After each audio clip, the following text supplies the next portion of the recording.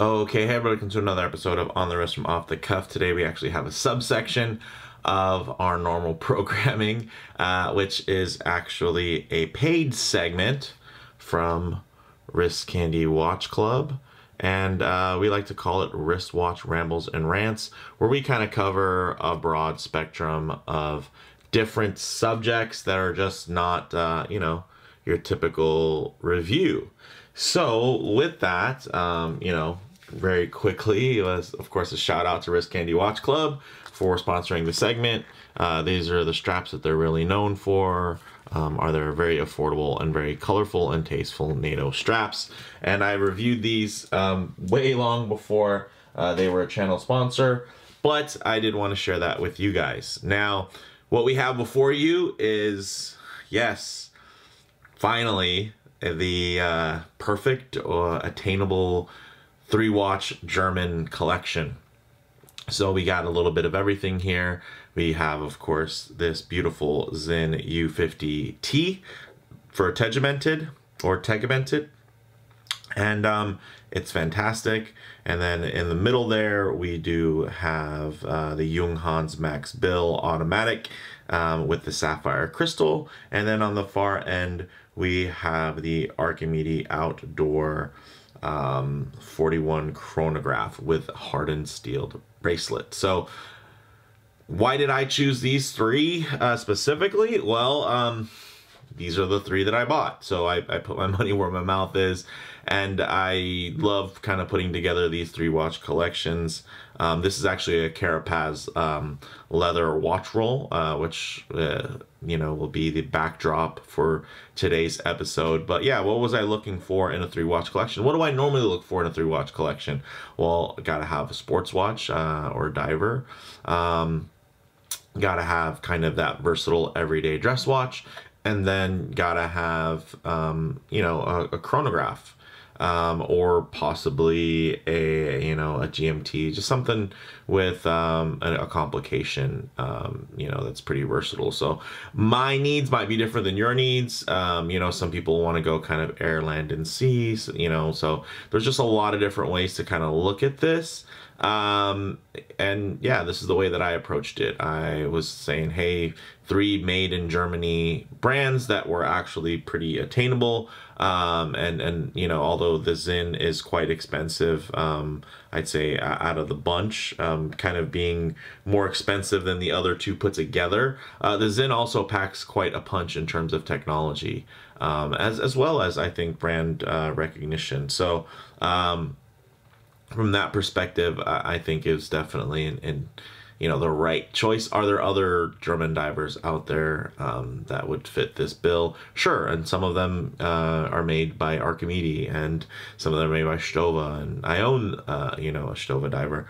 But in this case, these were kind of my pick for the 3. So with that said, let's zoom the camera out, get these pieces in hand, and take a closer look.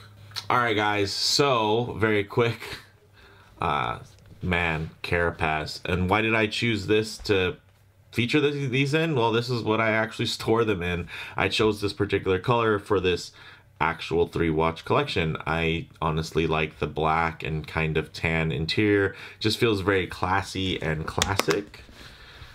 And you can see great flat bottom, so it's not going to roll away like some other watch rolls, and then nicely signed Carapaz Swiss design. So very nice. I love the way it secures, and it actually does have another keen feature here where you can pop them up. Of course, on camera here, it actually makes the angle a bit harsh, but if this was on your nightstand, essentially this is a way that you could take a look at these and display them very nicely. And yeah, it's, if you have a 3-watch collection, you better believe from me anyway, I'm going to store them in a 3-watch roll. I have tons of 3-watch rolls, and I have actually a bunch of different configurations of ideas for 3-watch collections, which I've shared a few of them with you guys in terms of like, let's say a Seiko 3-watch collection.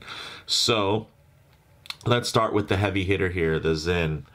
Why the Sinn? Well, I just think, and it's something that's common with all these, it just stands out as a German industrial design. This is what a German dive watch looks, not just what a Sinn dive watch looks like. This is a very German designed watch, and it has a lot of those key features. Tegimented, you know, treatment there in terms of the steel, so everything is hardened. Also, just the kind of brutalist design. You know, this is definitely a form, takes a back seat to function, but I'd say that's what actually makes the form so handsome on this watch, is because it's so functional, and it just definitely was not trying to look good or cool in any way. It was trying to be, you know, ultimately legible and usable, and that appeals to me. I love the thin factor here. 500 meters of water resistance in 11 and some change, you know, like an 11 point something. Let's see what I got on my notes. 11.2 millimeter thickness. That is nice. Also, you're getting drilled lugs, you know, a tool watch, doing tool things. Yes, it doesn't have some advanced clasp, but the clasp flows better than any clasp would with this bracelet. If there's, you know, if they come out with something later on, I'm sure it'd be amazing, and I can't wait to try it out. But in the meantime, this does the job, and the technology of the watch and its main selling point is really in the watch case itself, not in the clasp. So the clasp is absolutely serviceable and does the job, but this dial, this handset, it's really awesome. A little bit about Sinn. They were founded back in 1961. And yeah, they're a pretty well-respected mid-tier German brand, founded by a flight instructor and pilot named Helmut Sinn. And, you know, this is a watch that fits within that architecture in the U50, because it's a smaller take on Sinn's regular U series line, to include like the U1 or the U2. So this is just, I love that it's a bit of an evolution of something that's been around that is very, very iconic, and then now hits this awesome kind of sweet spot in terms of wearability, where it's getting a lot of mainstream attention. So, you know, I think this is really cool. I mean, the other year when the SBDC 101, the Black Bay Blue, and the U50 kind of came out, those were like the three, you know, that was its own 3-watch collection. It was German, Swiss, and Japanese, and, you know, in kind of those everyday wearable sizes in, you know, some level of everyday wearable design language. And this thing, I mean, yeah, I wear it quite a bit. It kind of, in a way, goes with everything, just because it's just very stark. Of course, it has pops of red, which isn't too tough when I always have, you know, a couple pairs of Jordans nearby. So very, very nice from that perspective. So we'll go ahead and prop that one up here so we know that we took a look at it. Next, JUNGHANS. This is a very popular watch, and actually this is an aftermarket strap I put on it, but I transferred everything over, and basically it's just Horween, because I thought it deserved a nice little upgrade. You can see Horween, shell, Cordovan there on the inside. Get it to focus. There we go. And this is actually from a German brand that is just kind of swapped it over here, so it's still kind of maintaining that German you know, legacy there. But for me, guys, this thing is gorgeous. Of course, on the other side of the house, you could get something a little bit, you know, on the other side of Bauhaus, which might be a little bit more colorful or playful, let's say from Nomos. But Nomos is also a lot more expensive. This JUNGHANS, I actually bought this from Teddy Balthazar's web shop, and it was a great deal. These go for about $13.50 from there, but then you can also do some level of price matching and get a discount as well, just by kind of sending in a chat or an email request. So definitely check them out. And then this is the Sapphire variant, and for the longest time I stayed away from JUNGHANS specifically because they weren't doing things in Sapphire. And then once they did, you better believe I pulled the trigger, because look at just the beautiful minimalist design. A little bit about JUNGHANS. They were founded in 1861.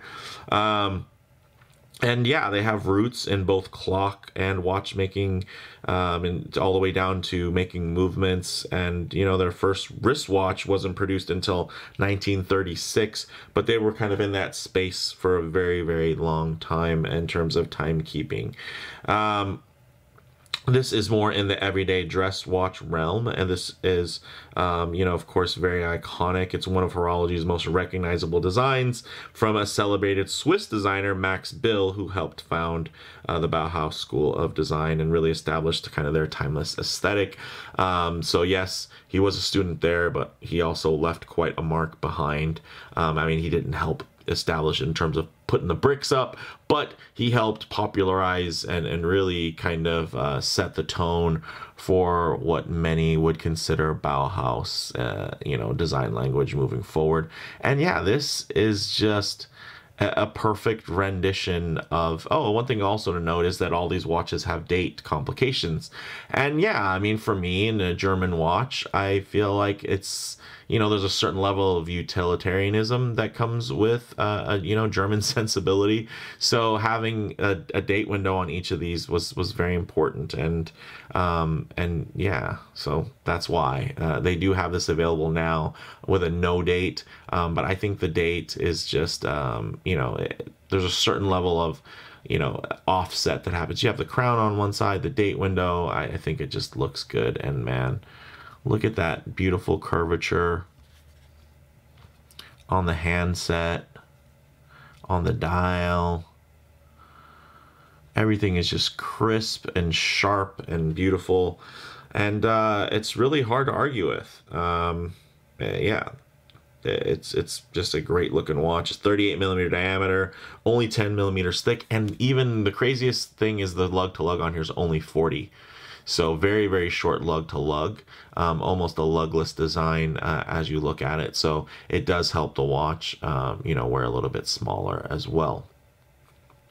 And for some of you, like, smaller than 38, well, it's an all dial layout, guys. There's like a very thin bezel there from the top down. I mean, the entire dial is dial, right? And they do some really smart tricks there in terms of that dial real estate with that outer track and then the inner numerals.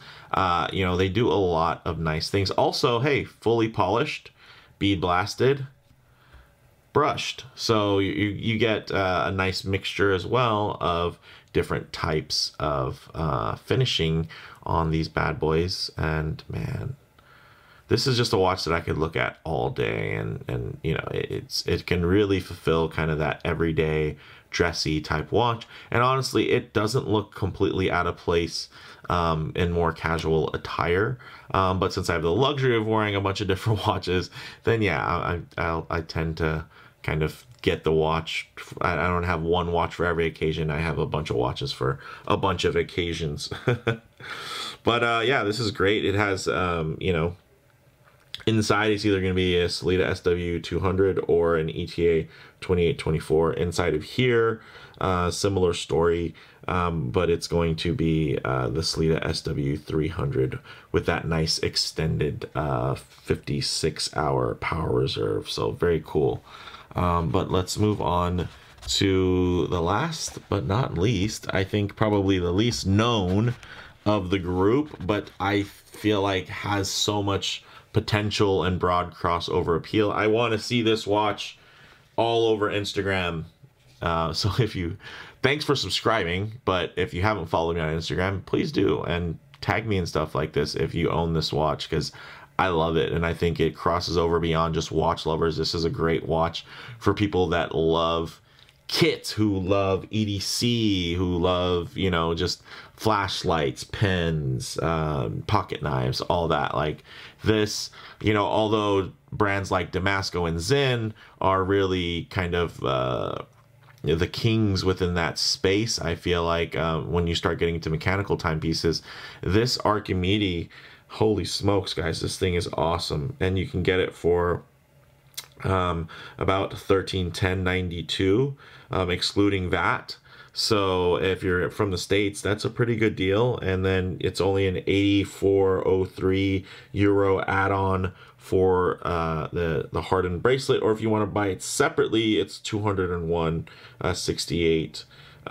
You know, of course, plus shipping, if you wanted to buy the bracelet separately at a later date. But man, I love this thing. It is hardened. It is the brand Archimedes is one of the Ichler brands. Ichler was founded back in 1924. Yeah, this is just one of their sub brands that I really enjoy. You guys have seen I've reviewed Archimedes on the channel in the past. Again, this is another one from my personal collection. And yeah, it's a chronograph. I love chronographs. Some key common characteristics of style language around chronos. Of course, the external pushers to activate those timing functions. Look at these external pushers, guys. Beautiful bevels, nothing crazy or ornamental in terms of the finish on here. It's just all brushed, but man, is it brushed beautifully. Whew. This is a handsome watch, and it's only 41.2 millimeters in diameter. And then in terms of the thickness, guys, only 13.8, which is actually very thin for a chronograph. You might be looking at this going, man, it looks really thick from here. Well, about that, it's because it has a really short lug to lug. The lug to lug on here is only 46.5. So because of how stubby it is, it does, you know, I think visually kind of can trick you when you're not looking at it in 3 dimensions. When you're looking at it flat, it might look a little bit larger. So that's why I actually like showing it on this side, because the pushers and the large crown really help balance things out visually, so it doesn't feel as thick. But I will tell you, on the wrist, this feels like a thin chronograph, and it is absolutely, when you think about the movement that's inside of it, and this being, yes, under 14 millimeters. Man, there are dive watches with 200 meters of water resistance that are 14 millimeters thick. All right, this is 13.8, so just shy, but man, it's really an awesome piece. And then of course you do get that nice hardening, you get the brushing, you get the hooded lugs, you get this great, very individual look. And that's one of the things I really loved about these watches. Are there a ton of watches that are trying to emulate that kind of Bauhaus minimalist aesthetic that JUNGHANS made famous? Absolutely. Are there watches that are out there trying to, you know, get this aesthetic? Yes, but in terms of it like being its own internal, you know, style, these brands establish these styles. And I feel that same way with this Archimedes. There's a lot of really cool chronographs out there, but this particular one, it just combines certain elements, and the way that it's executed really stand out to me as just being very different. And and again, the design language, you look at the numerals, right? It's a very similar. Then you also look at the blocky indices and the blocky indices. These kind of all complement each other really well in different ways. Bead blasted finish, highly polished, fully brushed, you know, so you even get a little bit of play within the dial. You get the date disc that's matched with black. You get the date disc that's, you know, a white offset with that kind of silver opaline dial. And then you get a high contrast where it's a black dial with a white date disc, and it's really meant to kind of balance the spacing and fill those voids, you know, in terms of design. So really great from that perspective. And yeah, I mean, this thing just wears really well, and that's something that is a common, you know, theme for all of these watches. They wear extremely well. They all have a certain level of street cred. Of course, with the Zen probably being, you know, in terms of mainstream ability, the Zen, you know, Zen, I'd say is as popular as a brand like Oris, right? And Oris is quite mainstream, but I think they're in a similar vein in terms of, you know, their target demographic. And then you think of something like JUNGHANS, where of course this dial and this particular model, you know, it's very iconic, but not a lot of people know what JUNGHANS are. I mean, that could say any name brand on there, and people would just you know, recognize it as a good, clean looking watch. And then you get the Archimedes, which is such a little oddball, but somehow flows. And I feel like it bridges the gap between these two other models. Because yeah, it has a lot of that similar design language, but in a way that it fits together and it's not, you know, copying, which I think is great. So I have 3 completely different watches made from 3 different brands, but all out of Germany, and all very proudly German. They're not trying to do anything else. And also they all have Swiss movements inside, which is a very German thing from that perspective, right?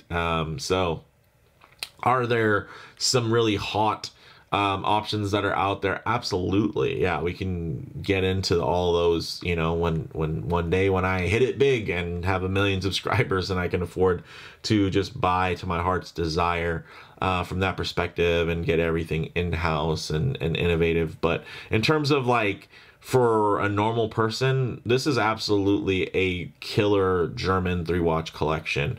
But let me know what you guys think in the comments below. Are there 3 German watches that you would use within that collection? You know, what would you do differently? What would you swap out? I mean, honestly, you could do 3 from some of these brands, like Zen, for example. From this brand, you could do a 3-watch collection easily.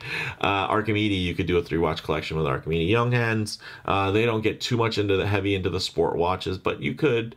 So yeah, I'm definitely curious to see what your guys' takes are in the comments below. What do you guys think of my picks? I wear these watches quite often, and honestly, I wear them with a lot of pride. You know, of course, I also have a lot of cool, funky little micro brands. But these ones, there's just something special about them, and there's a way that they complement each other, which I also really enjoy. So yeah, let me know what you guys think in the comments below. What are your picks? What are your thoughts? What would you do different? And what other type of segment like this would you want to see next? You know, in terms of putting together a challenge for, hey, what does a 3-watch collection look like with, you know, X priorities. So yeah, within my priorities, for my own personal collection, as somebody who has a lot of watches, I think these watches, I mean, the Zen, for the technology that you're getting, for the package that you're getting it in terms of its thinness, I mean, as far as I know, it's the thinnest 500 meter, excuse me, water resistant automatic diver on the market. And it's a true dive watch from that perspective. And then, you know, obviously very iconic Max Bill. And then you have this little gem here, this little diamond in the rough from Archimedes. Guys, I love this thing. It's just such a great watch, and it's actually really versatile too. So I will stop rambling, and I'll send another shout out to Wrist Candy Watch Club. Hey, thanks to them for supporting the channel and being a part of this segment and getting me to do other things besides just, you know, do watch reviews. And if you guys do want to see full reviews of these watches, they've all been featured on the channel before. So definitely check the channel history for that if you guys want to see these on the wrist, if you guys want to see some cool loom shots, etc. So again, let me know what you think in the comments below. Man, give me a thumbs up, guys. Please, come on. It really helped. The channel just hit 25K. Let's keep it rolling. And then, yeah, you know, the channel does more successful, then, you know, it gives me, you know, more motivation to continue doing this stuff. And then, you know, hopefully more budget to keep buying and trying watches. And again, I'm a collector. You know, I'm not somebody that's out flipping watches or somebody that talks about a watch that I'm just gonna, you know, at least not regularly. Yeah, there's going to be the occasional loaner here and there, but for the most part, the stuff that I'm talking about as an owner and as somebody that isn't just trying to flip it afterwards and get on to the next piece of content. I'm somebody that, you know, I feel like I'm like a couple of you that are out there that might just be really sick within this watch collecting game. So, all right, guys. Well, I've rambled on far too long. Hit you guys in the next one. Thanks.